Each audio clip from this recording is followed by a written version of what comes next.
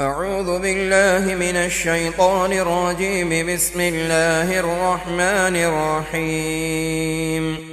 وما لي لا أعبد الذي فطرني وإليه ترجعون. أأتخذ من دونه آلهة إن يردني الرحمن بضر لا تغن عني شفاعتهم شيئا ولا ينقذون. إني إذا لفي ضلال مبين. إني آمنت بربكم فاسمعون. قيل ادخل الجنة. قال يا ليت قومي يعلمون. بما غفر لي ربي وجعلني من المكرمين. وما أنزلنا على قومه من بعده من جند من السماء وما كنا منزلين. إن كانت إلا صيحة واحدة فإذا هم خامدون. يا حسرة على العباد ما يأتيهم من رسول إلا كانوا به يستهزئون. ألم يروا كم أهلكنا قبلهم من القرون أنهم إليهم لا يرجعون. وإن كل لما جميع لدينا محضرون. وآية لهم الأرض الميتة أحييناها وأخرجنا منها حبا فمنه يأكلون. وجعلنا فيها جنات من نخيل وأعناب وفجرنا فيها من العيون ليأكلوا من ثمره وما عملته أيديهم أفلا يشكرون. سبحان الذي خلق الأزواج كلها مما تنبت الأرض ومن أنفسهم ومما لا يعلمون. وآية لهم الليل نسلخ منه النهار فإذا هم مظلمون. والشمس تجري لمستقر لها ذلك تقدير العزيز العليم. والقمر قدرناه منازل حتى عاد كالعرجون القديم. لا الشمس ينبغي لها أن تدرك القمر ولا الليل سابق النهار وكل في فلك يسبحون. وآية لهم أنا حملنا ذريتهم في الفلك المشحون وخلقنا لهم من مثله ما يركبون. وإن نشأ نغرقهم فلا صريخ لهم ولا هم ينقذون إلا رحمة منا ومتاعا إلى حين. وإذا قيل لهم اتقوا ما بين أيديكم وما خلفكم لعلكم ترحمون. وما تأتيهم من آية من آيات ربهم إلا كانوا عنها معرضين. وإذا قيل لهم أنفقوا مما رزقكم الله قال الذين كفروا للذين آمنوا أنطعم من لو يشاء الله أطعمه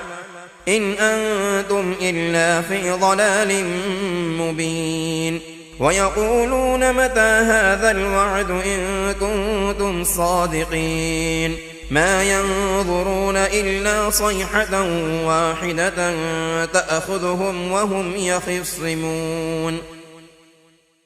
فلا يستطيعون توصية ولا إلى أهلهم يرجعون. ونفخ في الصور فإذا هم من الأجداث إلى ربهم ينسلون. قالوا يا ويلنا من بعثنا من مرقدنا هذا ما وعد الرحمن وصدق المرسلون. إن كانت إلا صيحة واحدة فإذا هم جميع لدينا محضرون. فاليوم لا تظلم نفس شيئا ولا تجزون إلا ما كنتم تعملون. إن أصحاب الجنة اليوم في شغل فاكهون. هم وأزواجهم في ظلال على الأرائك متكئون. لهم فيها فاكهة ولهم ما يدعون سلام قولا من رب رحيم وامتازوا اليوم أيها المجرمون ألم أعهد إليكم يا بني آدم ألا تعبدوا الشيطان إنه لكم عدو مبين وأن اعبدوني هذا صراط مستقيم ولقد أضل منكم جبلا كثيرا أفلم تكونوا تعقلون هذه جهنم التي كنتم توعدون اصلوها اليوم بما كنتم تكفرون اليوم نختم على أفواههم وتكلمنا أيديهم وتشهد أرجلهم بما كانوا يكسبون ولو نشاء لطمسنا على أعينهم فاستبقوا الصراط فأنى يبصرون ولو نشاء لمسخناهم على مكانتهم فما استطاعوا مضيا ولا يرجعون ومن نعمره ننكزه في الخلق أفلا يعقلون وما علمناه الشعر وما ينبغي له إن هو إلا ذكر وقرآن مبين لينذر من كان حيا ويحق القول على الكافرين أولم يروا أنا خلقنا لهم مما عملت أيدينا أنعاما فهم لها مالكون وذللناها لهم فمنها ركوبهم ومنها يأكلون ولهم فيها منافع ومشارب أفلا يشكرون واتخذوا من دون الله آلهة لعلهم ينصرون لا يستطيعون نصرهم وهم لهم جند محضرون فلا يحزنك قولهم إنا نعلم ما يسرون وما يعلنون أولم ير الإنسان أنا خلقناه من نطفة فإذا هو خصيم مبين وضرب لنا مثلا ونسي خلقه قال من يحيي العظام وهي رميم قل يحييها الذي أنشأها أول مرة وهو بكل خلق عليم الذي جعل لكم من الشجر الأخضر نارا فإذا أنتم منه توقدون أوليس الذي خلق السماوات والأرض بقادر على أن يخلق مثلهم بلى وهو الخلاق العليم إنما أمره إذا أراد شيئا أن يقول له كن فيكون فسبحان الذي بيده ملكوت كل شيء وإليه ترجعون بسم الله الرحمن الرحيم والصافات صفا فالزاجرات زجرا فالتاليات ذكرا إن إلهكم لواحد رب السماوات والأرض وما بينهما ورب المشارق إنا زينا السماء الدنيا بزينة الكواكب وحفظا من كل شيطان مارد لا يسمعون إلى الملأ الأعلى ويقذفون من كل جانب دحورا ولهم عذاب واصب إلا من خطف الخطفة فأتبعه شهاب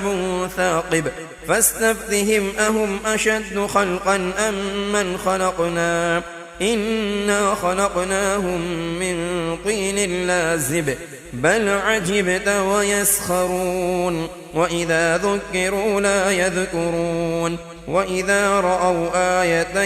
يستسخرون وقالوا إن هذا إلا سحر مبين أإذا متنا وكنا ترابا وعظاما أإنا لمبعوثون أوآباؤنا الأولون قل نعم وأنتم داخرون فإنما هي زجرة واحدة فإذا هم ينظرون وقالوا يا ويلنا هذا يوم الدين هذا يوم الفصل الذي كنتم به تكذبون احشروا الذين ظلموا وأزواجهم وما كانوا يعبدون من دون الله فاهدوهم إلى صراط الجحيم وقفوهم إنهم مسؤولون ما لكم لا تناصرون بل هم اليوم مستسلمون وأقبل بعضهم على بعض يتساءلون قالوا إنكم كنتم تأتوننا عن اليمين قالوا بل لم تكونوا مؤمنين وما كان لنا عليكم من سلطان بل كنتم قوما طاغين فحق علينا قول ربنا إنا لذائقون فأغويناكم إنا كنا غاوين فإنهم يومئذ في العذاب مشتركون إنا كذلك نفعل بالمجرمين إنهم كانوا إذا قيل لهم لا إله إلا الله يستكبرون ويقولون أئنا لتاركو آلهتنا لشاعر مجنون بل جاء بالحق وصدق المرسلين إنكم لذائق العذاب الأليم وما تجزون إلا ما كنتم تعملون إلا عباد الله المخلصين أولئك لهم رزق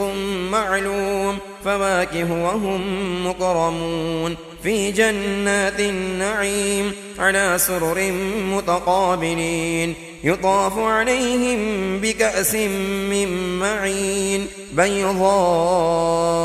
لذة للشاربين لا فيها غول ولا هم عنها ينزفون وعندهم قاصرات الطرف عين كأنهن بيض مكنون فأقبل بعضهم على بعض يتساءلون قال قائل منهم إني كان لي قرين يقول أئنك لمن المصدقين أئذا متنا وكنا ترابا وعظاما أئنا لمدينون قال هل أنتم مطلعون فاطلع فرآه في سواء الجحيم قال تالله إن كدت لتردين ولولا نعمة ربي لكنت من المحضرين أفما نحن بميتين إلا موتتنا الأولى وما نحن بمعذبين إن هذا لهو الفوز العظيم لمثل هذا فليعمل العاملون أذلك خير نزلا أم شجرة الزقوم إنا جعلناها فتنة للظالمين إنها شجرة تخرج في أصل الجحيم طلعها كأنه رؤوس الشياطين فإنهم لآكلون منها فمالئون منها البطون ثم إن لهم عليها لشربا من حميم ثم إن مرجعهم لإلى الجحيم إنهم ألفوا آباءهم ضالين فهم على آثارهم يهرعون ولقد ضل قبلهم أكثر الأولين ولقد أرسلنا فيهم منذرين فانظر كيف كان عاقبة المنذرين إلا عباد الله المخلصين ولقد نادانا نوح فلنعم المجيبون ونجيناه وأهله من القرب العظيم وجعلنا ذريته هم الباقين وتركنا عليه في الآخرين سلام على نوح في العالمين إنا كذلك نجزي المحسنين إنه من عبادنا المؤمنين ثم أغرقنا الآخرين وإن من شيعته لإبراهيم إذ جاء ربه بقلب سليم إذ قال لأبيه وقومه ماذا تعبدون أئفكا آلهة دون الله تريدون فما ظنكم برب العالمين فنظر نظرة في النجوم فقال إني سقيم فتولوا عنه مدبرين فراغ إلى آلهتهم فقال ألا تأكلون ما لكم لا تنطقون فراغ عليهم ضربا باليمين فأقبلوا إليه يزفون قال أتعبدون ما تنحتون والله خلقكم وما تعملون قالوا ابنوا له بنيانا فألقوه في الجحيم فأرادوا به كيدا فجعلناهم الأسفلين وقال إني ذاهب إلى ربي سيهدين رب هب لي من الصالحين فبشرناه بغلام حليم فلما بلغ معه السعي قال يا بني إني أرى في المنام أني أذبحك فانظر ماذا ترى قال يا أبت افعل ما تؤمر ستجدني إن شاء الله من الصابرين فلما أسلما وتله للجبين وناديناه أن يا إبراهيم قد صدقت الرؤيا إنا كذلك نجزي المحسنين إن هذا لهو البلاء المبين وفديناه بذبح عظيم وتركنا عليه في الآخرين سلام على إبراهيم كذلك نجزي المحسنين إنه من عبادنا المؤمنين وبشرناه بإسحاق نبيا من الصالحين وباركنا عليه وعلى إسحاق ومن ذريتهما محسن وظالم لنفسه مبين ولقد مننا على موسى وهارون ونجيناهما وقومهما من الكرب العظيم ونصرناهم فكانوا هم الغالبين وآتيناهما الكتاب المستبين وهديناهما الصراط المستقيم وتركنا عليهما في الآخرين سلام على موسى وهارون إنا كذلك نجزي المحسنين إنهما من عبادنا المؤمنين وإن إلياس لمن المرسلين إذ قال لقومه ألا تتقون وتدعون بعلا وتذرون أحسن الخالقين الله ربكم ورب آبائكم الأولين فكذبوه فإنهم لمحضرون إلا عباد الله المخلصين وتركنا عليه في الآخرين سلام على الياسين إنا كذلك نجزي المحسنين إنه من عبادنا المؤمنين وإن لوطا لمن المرسلين إذ نجيناه وأهله أجمعين إلا عجوزا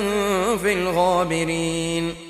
ثم دمرنا الآخرين وإنكم لتمرون عليهم مصبحين وبالليل أفلا تعقلون وإن يونس لمن المرسلين إذ أبق إلى الفلك المشحون فساهم فكان من المدحضين فالتقمه الحوت وهو مليم فلولا أنه كان من المسبحين للبث في بطنه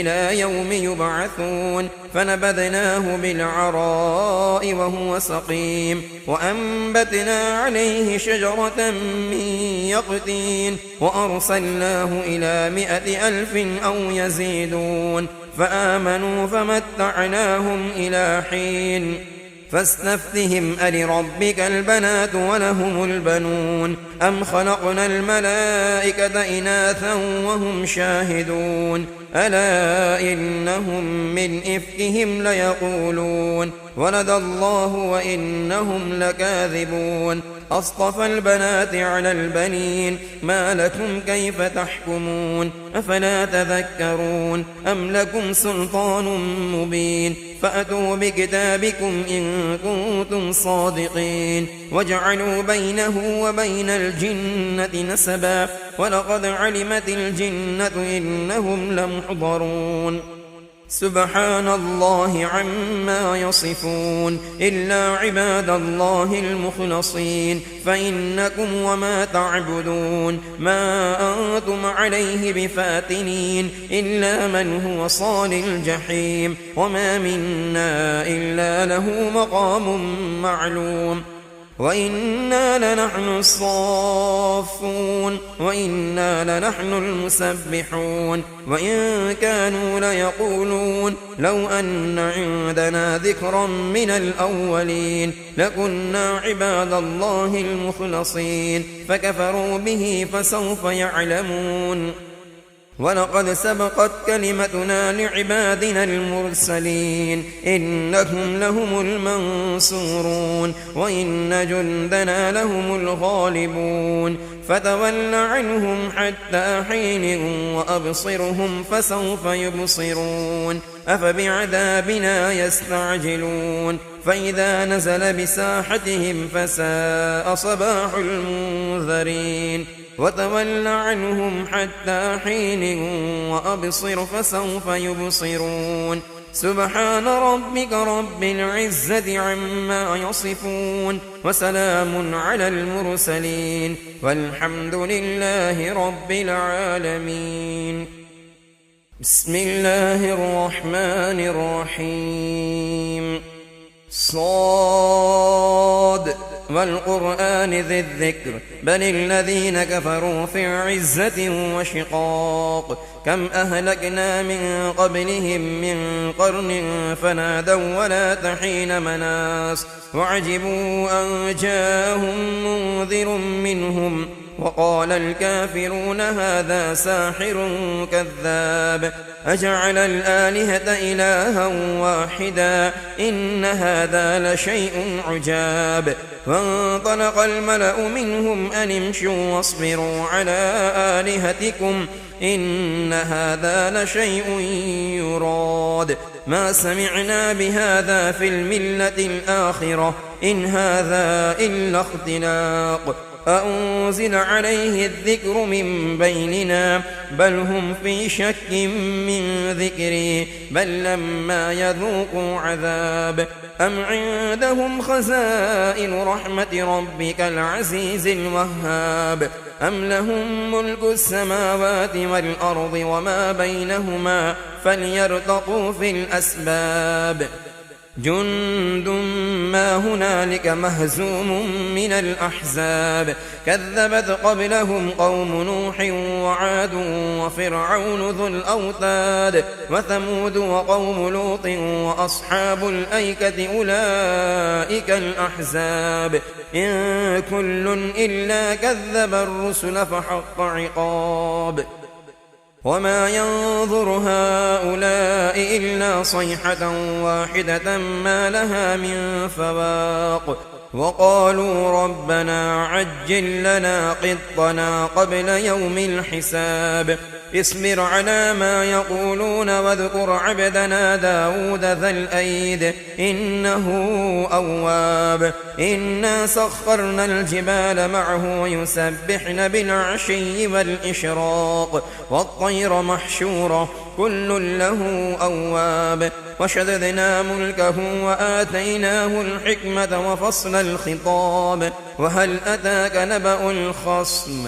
إذ تسوروا المحراب إذ دخلوا على داود ففزع منهم قالوا لا تخف خصمان بغى بعضنا على بعض فاحكم بيننا بالحق ولا تشتت واهدنا إلى سواء الصراط إن هذا أخي له 99 نعجة ولي نعجة واحدة فقال أكفلنيها وعزني في الخطاب قال لقد ظلمك بسؤال نعجتك إلى نعاجه وإن كثيرا من الخلطاء ليبغي بعضهم على بعض إلا الذين آمنوا وعملوا الصالحات وقليل ما هم. وظن داود أنما فتناه فاستغفر ربه وخر راكعا وأناب فغفرنا له ذلك وإن له عندنا لزلفى وحسن مآب. يا داود إنا جعلناك خليفة في الأرض فاحكم بين الناس بالحق ولا تتبع الهوى فيضلك عن سبيل الله. إن الذين يضلون عن سبيل الله لهم عذاب شديد بما نسوا يوم الحساب.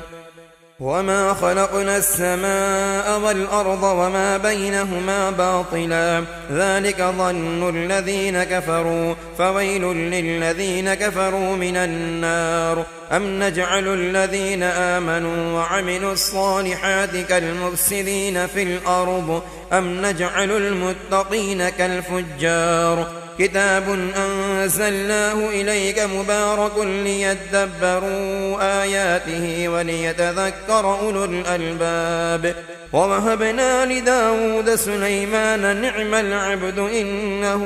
أواب. إذ عرض عليه بالعشي الصافنات الجياد فقال إني أحببت حب الخير عن ذكر ربي حتى توارت بالحجاب ردوها علي فطفق مسحا بالسوق والأعناق. ولقد فتنا سليمان وألقينا على كرسيه جسدا ثم أناب قال رب اغفر لي وهب لي ملكا لا ينبغي لأحد من بعدي إنك أنت الوهاب. فسخرنا له الريح تجري بأمره رخاء حيث أصاب والشياطين كل بناء وغواص وآخرين مقرنين في الأصفاد. هذا عطاؤنا فامنن أو أمسك بغير حساب. وإن له عندنا لزلفى وحسن مآب. واذكر عبدنا أيوب إذ نادى ربه أني مسني الشيطان بنصب وعذاب اركض برجلك هذا مغتسل بارد وشراب. ووهبنا له أهله ومثلهم معهم رحمة منا وذكرى لأولي الألباب.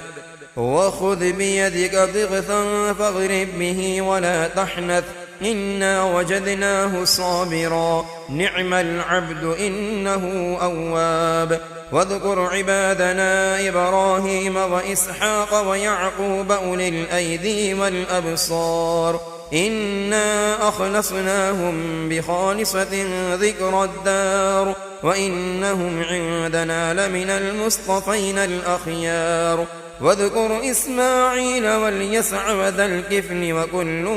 من الأخيار.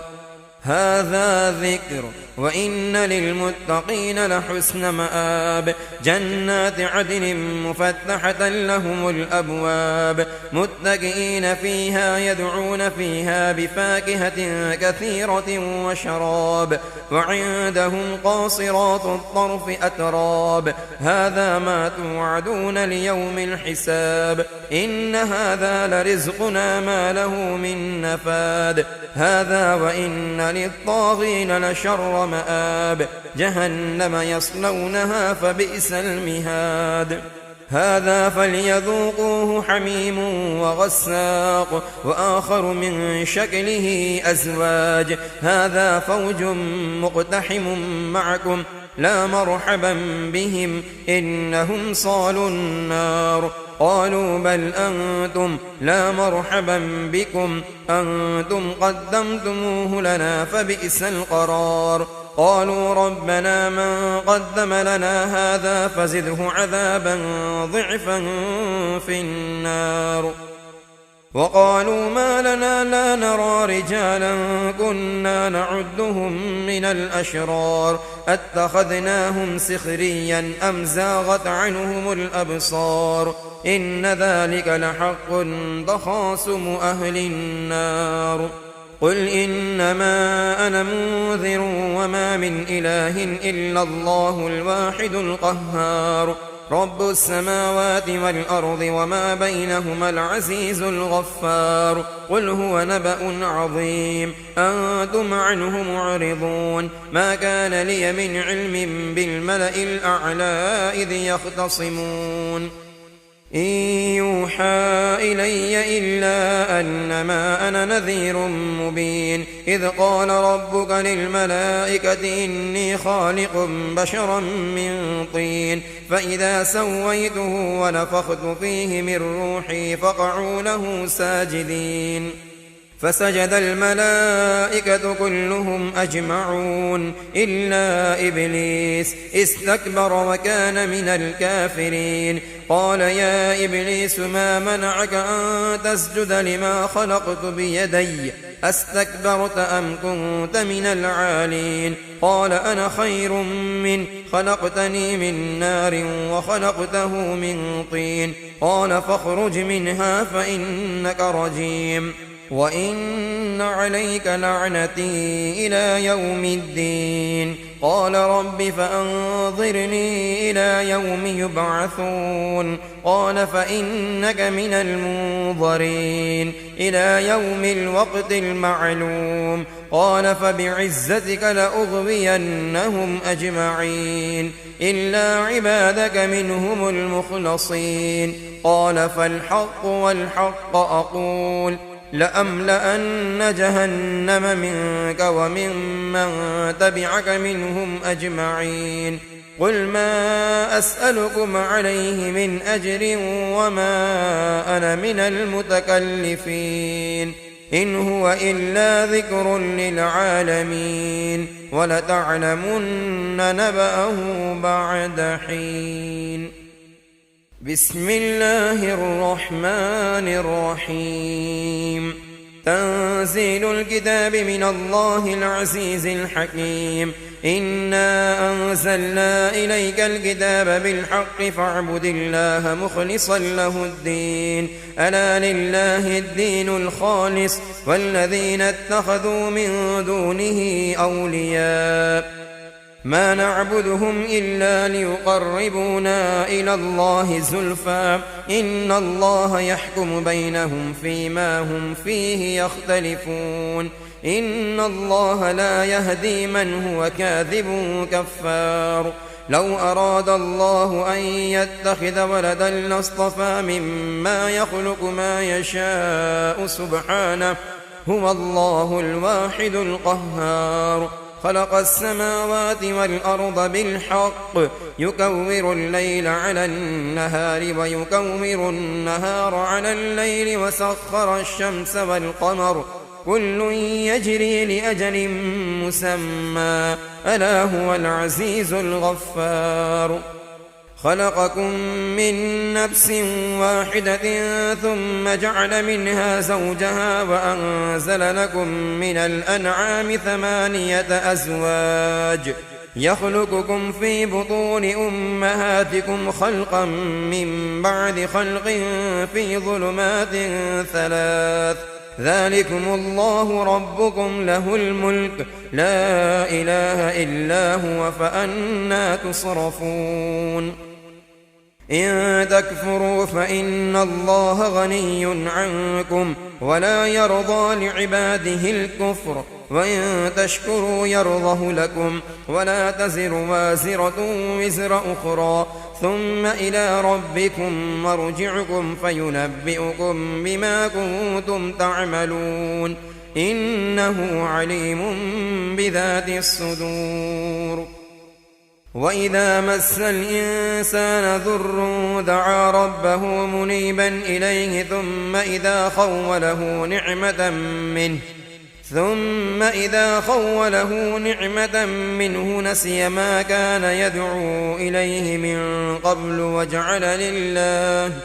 من قبل وجعل لله أندادا ليضل عن سبيله قل تمتع بكفرك قليلا إنك من أصحاب النار أمن هو قانت آناء الليل ساجدا وقائما يحذر الآخرة ويرجو رحمة ربه قل هل يستوي الذين يعلمون والذين لا يعلمون إنما يتذكر أولو الألباب قل يا عبادي الذين آمنوا اتقوا ربكم للذين أحسنوا في هذه الدنيا حسنة وأرض الله واسعة إنما يوفى الصابرون أجرهم بغير حساب قل إني أمرت أن أعبد الله مخلصا له الدين وأمرت لأن أكون أول المسلمين قل إني أخاف إن عصيت ربي عذاب يوم عظيم قل الله أعبد مخلصا له ديني فاعبدوا ما شئتم من دونه قل إن الخاسرين الذين خسروا أنفسهم وأهليهم يوم القيامة ألا ذلك هو الخسران المبين لهم من فوقهم ظلل من النار ومن تحتهم ظلل ذلك يخوف الله به عباده يا عباد فاتقون والذين اجتنبوا الطاغوت أن يعبدوها وأنابوا إلى الله لهم البشرى فبشر عباد الذين يستمعون القول فيتبعون أحسنه أولئك الذين هداهم الله وأولئك هم أولو الألباب أفمن حق عليه كلمة العذاب أفأنت تنقذ من في النار لكن الذين اتقوا ربهم لهم غرف من فوقها غرف مبنية تجري من تحتها الأنهار وعد الله لا يخلف الله الميعاد ألم تر أن الله أنزل من السماء ماء فسلكه ينابيع في الأرض ثم يخرج به زرعا مختلفا ألوانه ثم يهيج فتراه مصفرا ثم يجعله حطاما إن في ذلك لذكرى لأولي الألباب أفمن شرح الله صدره للإسلام فهو على نور من ربه فويل للقاسية قلوبهم من ذكر الله أولئك في ضلال مبين الله نزل أحسن الحديث كتابا متشابها مثانية تقشعر منه جلود الذين يخشون ربهم ثم تلين جلودهم وقلوبهم إلى ذكر الله ذلك هدى الله يهدي به من يشاء ومن يضلل الله فما له من هاد أفمن يتقي بوجهه سوء العذاب يوم القيامة وقيل للظالمين ذوقوا ما كنتم تكسبون كذب الذين من قبلهم فأتاهم العذاب من حيث لا يشعرون فأذاقهم الله الخزي في الحياة الدنيا ولعذاب الآخرة أكبر لو كانوا يعلمون ولقد ضربنا للناس في هذا القرآن من كل مثل لعلهم يتذكرون قرآنا عربيا غير ذي عوج لعلهم يتقون ضرب الله مثلا رجلا فيه شركاء متشاكسون ورجلا سلما لرجل هل يستويان مثلا الحمد لله بل أكثرهم لا يعلمون إنك ميت وإنهم ميتون ثم إنكم يوم القيامة عند ربكم تختصمون